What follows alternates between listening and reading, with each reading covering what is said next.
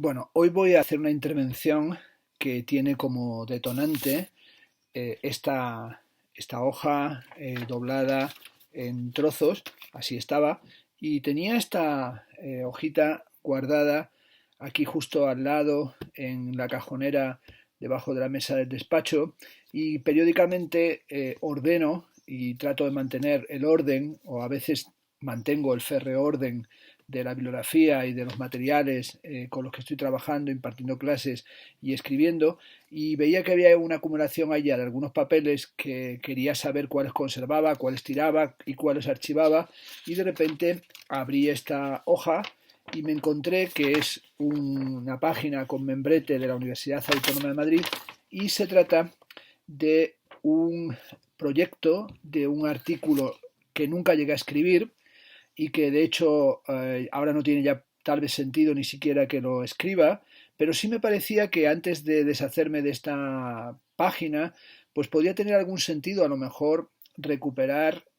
las ideas que aquí había apuntado. Se trata, como escribía en la parte superior derecha, de tercera ABC, y era un proyecto para escribir lo que llaman la tercera, el editorial del periódico ABC, en el que yo colaboro tanto en el ABC Cultural como ocasionalmente en la sección de cultura del mismo. Desde hacía años, Santiago Castelo, cuando nos encontrábamos, pues tenía siempre la enorme amabilidad de sugerirme por qué no le mandaba algún artículo de opinión, por qué no escribía una tercera, y en comidas que teníamos mensualmente los miembros del ABC Cultural, pues Santiago, al que me unía una relación de enorme simpatía, tanto por las pasiones compartidas literarias cuanto por nuestra común condición de extremeños. Santiago Castelo además ejercía como extremeño en Madrid y tenía un papel en la academia extremeña, y yo, aunque no ejerzo tanto de extremeño, nunca niego que soy placentino y que tengo unos vínculos familiares absolutamente cruciales allí, porque allí es toda mi familia de Extremadura, allí vive mi madre y allí vive mi hermana, y allí se encuentra una parte de toda la memoria de lo que ha sido mi infancia, mi formación, y mantengo una relación emocional y afectuosa muy intensa, como digo, no solo con Plasencia, sino con Cáceres, con Extremadura en su conjunto. Y Santiago, yo creo que por esa especie de complicidad y esa fraternidad y esa relación de dos extremeños en Madrid y vinculados al mismo periódico, él, bueno, con una relación continua y estructural con el ABC, mientras que la mía era una relación, bueno, pues puntual en aspectos de arte y de cultura, pues me pedía que escribiera una tercera. Y yo no acababa nunca de encontrar un tema, y Santiago un día me dijo, bueno, nos haces demasiados desprecios porque no haces finalmente un artículo de opinión, de verdad que estoy deseando publicártelo. Y le dije, pero ¿qué quieres que lo haga? Me dijo, escribe lo que te dé la gana y dale la perspectiva que tú habitualmente introduces en tus textos. Bueno, lo sentí como una carta blanca que se me ofrecía, y estuve dándole vueltas, y una mañana temprano, a las 8 menos cuarto aproximadamente, cuando llego a la universidad, pues decidí tomar unas notas para esta tercera de ABC. Santiago me había, Castelo, comentado el día anterior que eran 1200 palabras, y entonces encontré el título de la intervención. Decidí, y aquí lo pone, titular el artículo para la ABC con una frase interrogativa, que es la peor forma de titular para un periódico, pero pensaba en el título provisional de ¿Quién teme a la tecnocracia feroz? Era evidentemente una referencia, o hacía una referencia explícita a la famosa obra de teatro de Edward Albee, ¿Quién teme a Virginia Woolf?, del año 1962, una obra que tuvo un enorme éxito y que se ha representado y sigue representando en muchas ocasiones, que también, como sabéis, tuvo su versión cinematográfica con ese título también de ¿Quién teme a Virginia Woolf?, dirigida por Mike Nichols y protagonizada de una forma extraordinaria por Richard Burton y Elizabeth Taylor, una película del año 1966. Y me interesaba esa referencia tanto a Quién teme a Virginia Woolf, con lo que tiene esa obra de teatro y esa película de drama existencial y de absoluta crispación, en el que se manifiesta la idea de la verdad y la ocultación, pero también la ocultación de la impotencia y la forma en la que se reprimen y se bloquean los deseos y las pasiones para crear finalmente una situación de absoluta crispación y verdaderamente sintomatológica o psicopatológica, y también ponerlo en relación con otro texto que quería aludir en el título, que era el libro que escribió tomando también como referencia a esta obra de teatro y esta película de Quien teme a Virginia Woolf, que es el libro de Tom Wolfe que se titula ¿Quién teme a la Bauhaus feroz? Bueno, esta idea de quién teme a algo feroz, yo quería analizar la tecnocracia. Y sobre todo quería analizar la tecnocracia, y aunque no está fechado este papel aquí, tiene que ver con el momento en el que se produjo una increíble aparición de la tecnocracia política justamente en los años de la crisis y la prolongación de la crisis económica que se produjo a partir del año 2008. Concretamente el año 2011, el presidente de la República Italiana, Giorgio Napolitano, va a encomendar a Mario Monti la formación de un gobierno tras la dimisión de Silvio Berlusconi, una dimisión que se ocasiona en un momento en el que Italia, como el resto de los países de Europa, pero fundamentalmente los países del sur de Europa, esto es Grecia, Italia, España y también Irlanda, todo aquello que fue calificado como los pigs, ¿no? Como los cerdos, estamos sometidos a una quiebra absoluta del sistema financiero bancario y se están implementando, como se dice o se plantea, todo el proyecto que hoy calificamos y se calificaba como el austericidio y las medidas de control y todas esas medidas que recordamos con el proyecto europeo de control de la crisis financiera que sencillamente la agudizó, y de repente en Italia tomaron la decisión de llamar a un tecnócrata que había estado trabajando en organismos bancarios europeos. En este sentido utilizaron, podemos utilizar el símil, gasolina para apagar el incendio, es decir, llamaron a esos tecnócratas que estaban en el sistema bancario, financiero y de gestión política europea, y aquellos que habían sido incapaces de establecer un cortafuegos con respecto a la crisis económica generada por toda la toxicidad del sistema financiero estadounidense. Resulta que todos esos derivados habían llegado finalmente hacia Europa, y aquellos mismos que habían sido incapaces de desplegar unas políticas económicas, bancarias, financieras adecuadas, aparecían como los tecnócratas que podían gestionar la cosa pública, como sucedió con Mario Monti en Italia, o como sucedió también en Grecia, y en España no se llamó a ningún representante de lo que era el sistema bancario europeo porque habría que haber tirado, por ejemplo, de Almeida, y aquello no era para nada de Almunia, y aquello no era para nada algo que la gente estuviera ni mucho menos dispuesto a que se realizara, y por tanto atravesamos esos años, como todo el mundo sabe, con los gobiernos primero de Zapatero y después de la derecha y del Partido Popular, que acentuaron la gravedad de la propia crisis. Y yo quería escribir en un delirio mío pues este artículo sobre la política tecnocrática, o sobre qué miedos y qué fascinaciones generaba la tecnocracia como modo de afrontar la situación de la crítica. Y tenía el artículo este de 1200 palabras, había pensado que tuviera 6 puntos. Yo no suelo organizarme así cuando escribo un texto de este tipo, un artículo para el periódico, ni tampoco en general los ensayos que escribo para publicaciones, para revistas, o los ensayos de más aliento para mis libros, pero en esta ocasión seguramente escribí esto a mano por un motivo básico, y es que no debía tener ningún ordenador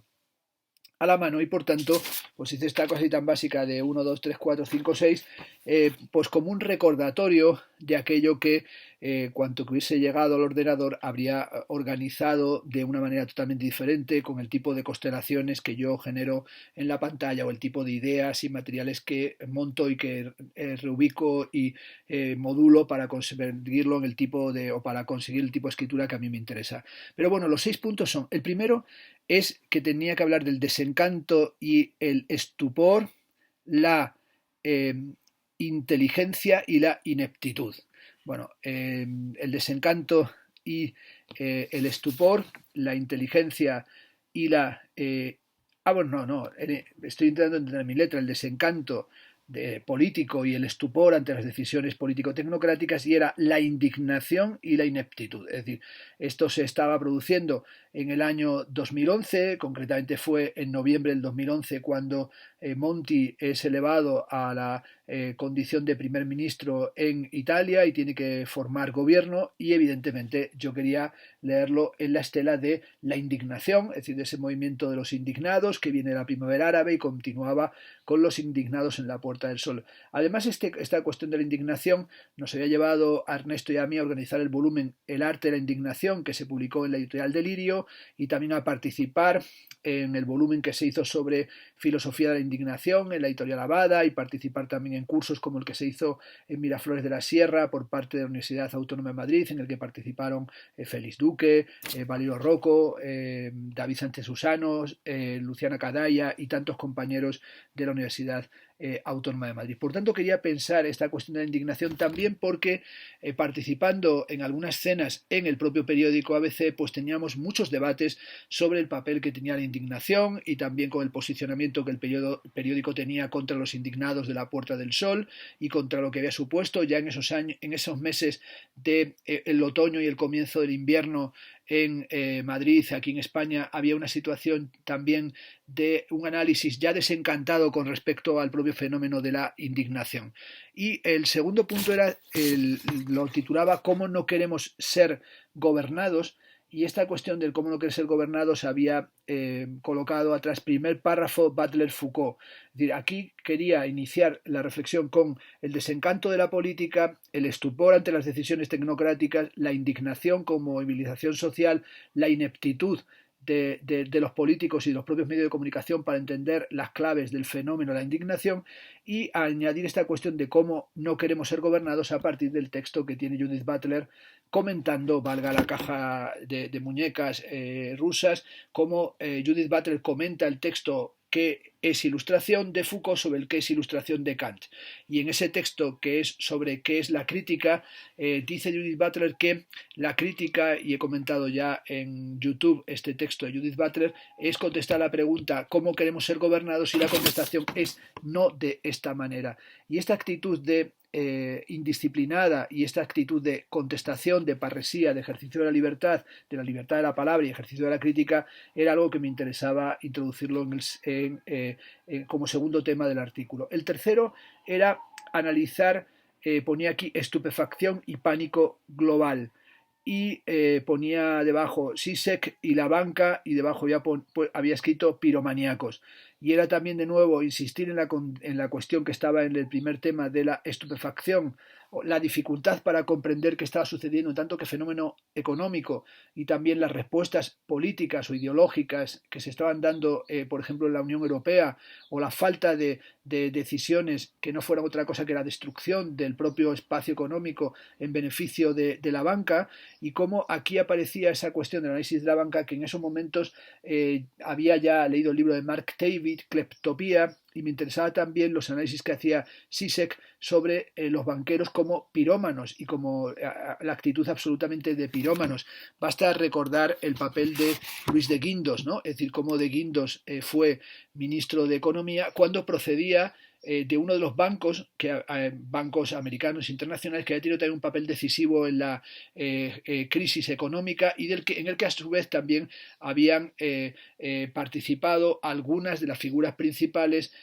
sobre todo de todo ese magma que condujo a las intervenciones de la Reserva Federal y al flujo, a la manguera de dinero que se había lanzado sobre los bancos, considerándolo instituciones tan estructurales para el sostenimiento del sistema político, de la democracia y a la postre del capitalismo, que eran too big to fail, es decir, demasiado grandes para dejarlas caer, porque si caían ellas, caían en realidad los ciudadanos. Es decir, se prefirió salvar a los bancos que salvar y atender las necesidades de los ciudadanos y de la sociedad. El cuarto punto que quería tratar era el de lo que llamaba el carisma desritualizado, y aquí escribí Sarkozy, Berlusconi, Obama, y aquí quería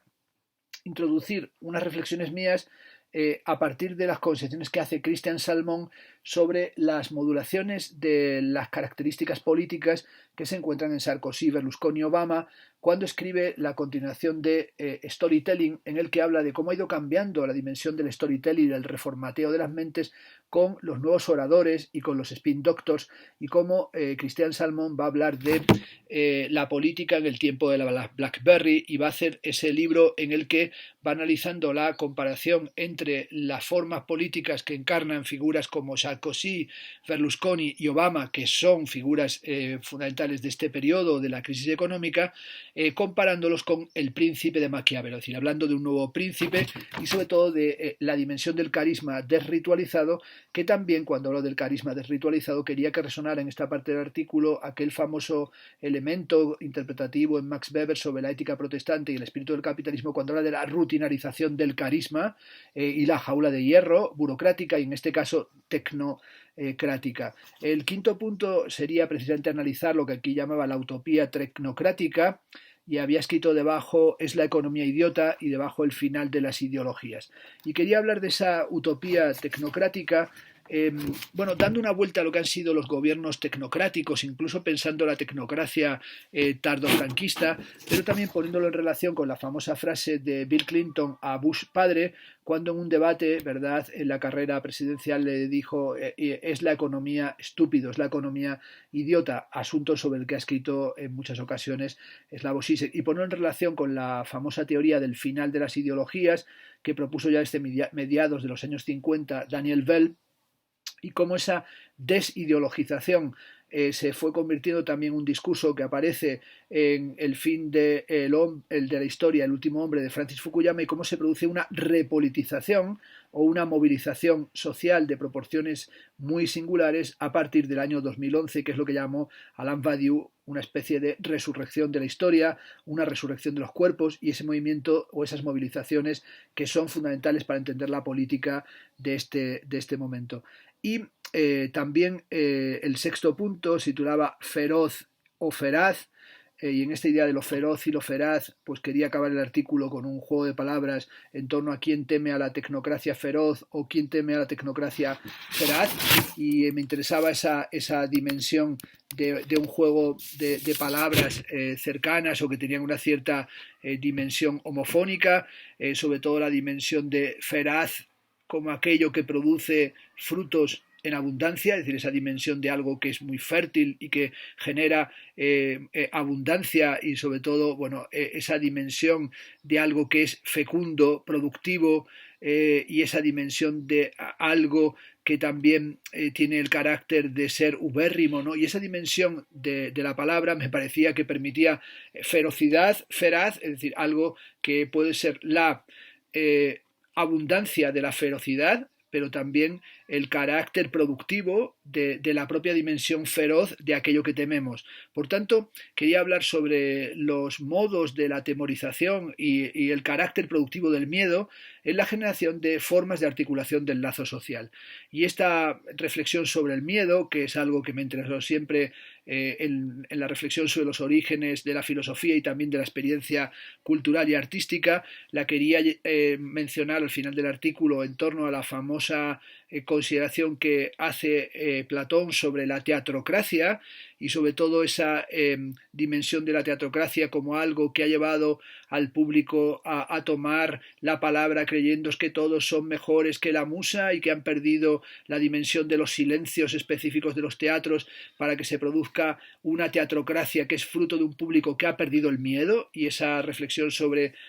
mantenimiento de la escena teatral y el uso del miedo a través de lo que sería lo que Aristóteles va a llamar el mecanismo regulativo y purificador de la catarsis, que es algo que analizó a fondo en su fantástico libro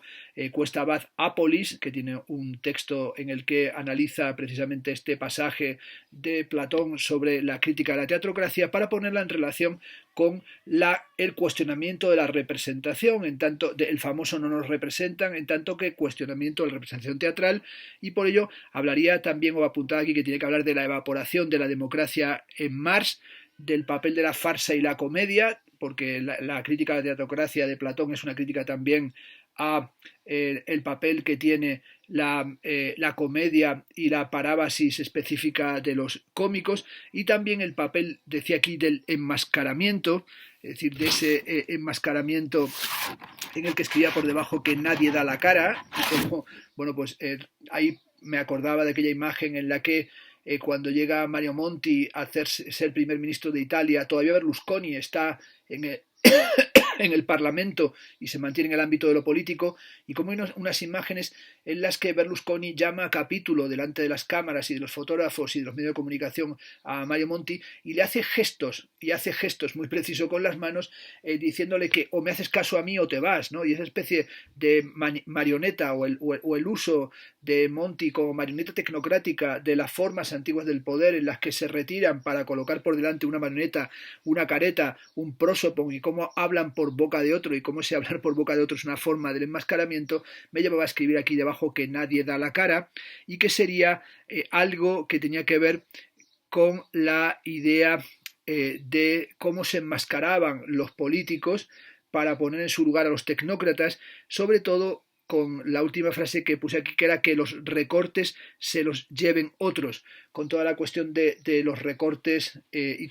en aquella época no parábamos de oír hablar de la prima de riesgo, de los problemas de solvencia, de la necesidad de apretarnos el cinturón. Como dijo alguien, no se puede uno apretar el cinturón y bajar los pantalones al mismo tiempo, y este momento del austericidio que se impuso, y justamente el austericidio y la tecnocracia parecía que en un cierto momento iban de la mano, tiene que ver con una política del recorte y con una política del recortamiento, y esto es lo que yo quería subrayar aquí de cuáles eran las dimensiones feroces y feraces, o la dimensión feroz y feraz de una política del recorte, que es algo que no desarrollé y que, como digo, no llegué a escribir este artículo, aunque sí escribí una serie de consideraciones sobre arte, política y economía que desarrollé en el libro Arte y Política en el tiempo de la estafa global, que no tomaron esta misma línea, ni siquiera desarrollaron estos puntos, pero como digo, me daba un poco de, bueno, no sé si de pena, tener este recorte, tener este resto, tener estas notitas aquí en el folio y no desarrollarlas, y pensaba y dije, bueno, ¿por qué no me entretengo? Seguramente me entretengo yo y aburro a los demás, ¿por qué no me entretengo soltando el material, no el texto, porque el texto hubiese sido la reflexión que unía estos materiales y que unía estas cuestiones, pero bueno, se puede decir que son notas de un texto que nunca escribí y que no he llegado a escribir, y esta es la charla de aquellas notas explicando cuáles eran los materiales, a la espera de algún día tal vez escribirlo, que no será nunca este texto porque sin duda ya no tendría ningún interés. También tenía por detrás un recuerdo del ensayo, las consideraciones que hace Carl Smith sobre el papel que tiene la tecnocracia entre las políticas totalitarias y el romanticismo estético o el interludio estético, y cómo hay un gobierno tecnocrático, y cómo Carl Smith hablaba de esa dimensión tecnocrática como una forma de gestión política y establecía unas características importantes para ella. Por tanto, lo único que quería hacer era que antes de que esta hojita pues pase a la papelera y caiga en el olvido, pues dejar aquí este recordatorio y este refrescar las ideas, como si estuviera regando un antiguo texto, no sé si para saber si es feroz o es feraz, lo que sí está es ciertamente plegado y está replegado sobre su carácter inconcluso o nunca desarrollado.